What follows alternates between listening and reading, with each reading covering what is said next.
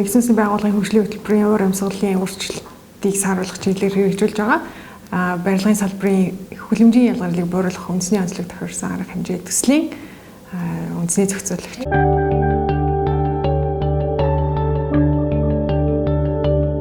Нэгдсэн улсын байгууллагын уур амьсгалын өөрчлөлтийн суурь конвент Монгол улсын хүлээс үүрэг амлалтыг биелүүлэхэд засгийн газар дэмжлэг үзүүлэх зорилгоор нэгдсэн улсын байгууллагын хөгжлийн хөтөлбөр барилга хот байгуулалтын яамтай хамтран барилгын салбарын хүлэмжийн ялгарлыг бууруулах төслийг 2016 оны 6 сард төслийн баримт бишигт гар үсэг зурснаар 17 оны 4 сараас эхлэн хэрэгжүүлж эхэлсэн. Төсөл нийтдээ 30 сарын хугацаанд хэрэгжинэ.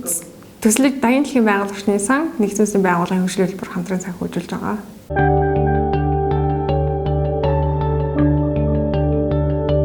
Уур амьсгалын өөрчлөлтийг сааруулахад уур амьсгалын өөрчлөлтөд тасан зохицоход хөгжиж буй орнуудад хөгжингүй орнуудаас санхүүгийн болон техникийн тусалцаа үзүүлэх шаардлагатай байдаг. Энэ хүрээнд олон улсад хүлээн зөвшөөрөгдсөн NAMA механизм буюу үндэсний онцлог тохирсон хүлэмжийн ялгарлыг бууруулах энэхүү арга хэрэгслийг нэгдсэн улсын байгууллагын уур амьсгалын өөрчлөлтийн суурь конвенцоос гаргасан.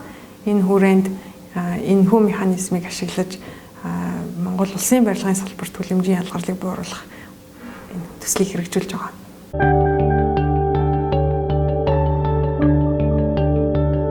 Төслийн гол зорилго нь барилгын салбарын эрчим хүчний үргэлжлэлийг нэмэгдүүлэх, барилгын салбарт эрчим хүчний хэмнэлттэй технологиг нэвтрүүлж, цахилгаан болон дулааны хэрэглэнээс үүдсэн хүлэмжийн ялгарлыг бууруулах зорилготой. Төслийг үндсэн 3 зорилтын хүрээнд хэрэгжүүлж байгаа. Нэгдүгээрт хүлэмжийн ялгарлын суурь түвшинг тодорхойлж, хүлэмжийн тоолгын тогтолцоог нэвтрүүлэх. Хоёрдугаарт хүлэмжийн ялгарлыг бууруулах шаардлагатай арга хэмжээг тодорхойлж, санхүүгийн болон бодлогын дэмжлэг үзүүлэх орчин бий болгох. Гуравдугаарт хүлэмжийн ялгарлыг бууруулах үйл ажиллагааны үр дүнг хэмжих тайлагнах нотлох тогтолцоог барилгын салбарт нэвтрүүлэх зорилготой.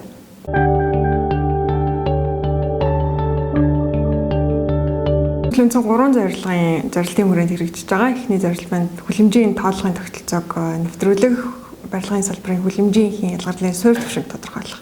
Энэ ажлын хүрээнд барилгын салбарт хүлэмжийн тоолго явуулах аргачлал болон арга хэрэгсэл болох цахим тоолгын тогтолцоог нэвтрүүлсэн. Тоолгыг явуулах үйл ажиллагааны журмыг боловсруулж энэ хүрээнд хамтран ажиллах байгууллагуудыг тодорхойлсон байгаа. Хүний нөөцийн чадварыг бэхжүүлсэн. Хүлэмжийн тоолгын тогтолцоо нэвтэрснээр олон улсын уур амьсгалын олон улсын сангуудаас тавьдаг гол шалгуур болох тухайн улс орны хүлэмжийн ялгарлын суурь түвшин хэд байх вэ гэдгийг бид нэр тодорхойлох боломжтой болно. Ингэснээр барилгын салбарт цаашдаа хэрэгжүүлэх төсөл хөтөлбөрт олон улсын сангуудаас хөрөнгө оруулалт татах, санхүүжилт татах боломжтой болох юм байна. За хоёр дахь зорилтын хүрээнд хүлэмжийн ялгарлыг бууруулах барилгын салбарт шаардлагатай арга хэмжээг тодорхойлно. Энэ хүрээнд эрчим хүчний хэмнэлтэд технологийн өртөг үр нөлөөг шинжлэх аргачлалыг боловсруулсан. Энэхүү аргачлалыг мөн хэрэгжүүлэх хүний нөөцийг чадахжуулж байна. Эрчим хүчний хэмнэлттэй 10 гаруй нэр төрлийн технологиг 5 загвар төсөлд туршин хэрэгжүүлж байгаа. 5 загвар төслийн 2 нь орон нутагт, 3 нь Улаанбаатар хотод хэрэгжинэ. Одоогийн байдлаар 2 загвар төсөл маань хэрэгжиж дуусаад тэдгээр барилга байгууламжийн цахилгаан дулааны хэрэглээг яг бодиттой дулааны их усүр, цахилгааны их усүр дээрх мэдээллийг авч үр дүнгийн хэмжиж мониторинг хийж байгаа. Урьдчилан тооцоогоор эрчим хүчний хэмнэлтийг 20-40%-аар бий болгоод байгаа.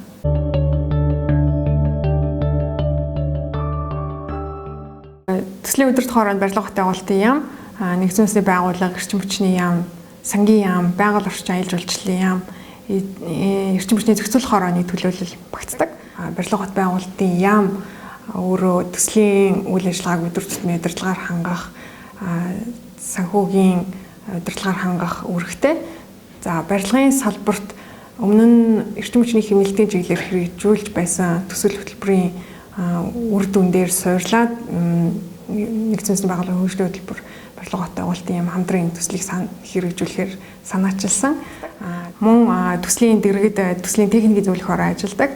Төслийн техникийн зөвлөх хороонд салбар яамдуудын мэргэшсэн техникийн ажилчид багтдаг. Намад төсөлд эрчим хүчний хэмнэлт, эрчим хүчний хэмнэлтийг дэмжих санхүүгийн чиглэлээр мөн эрчим хүчний хэмнэлттэй технологи, хүлэмжийн тооллогын чиглэлээр үндэсний болон олон улсын зөвлөхүүд ажиллаж байгаа.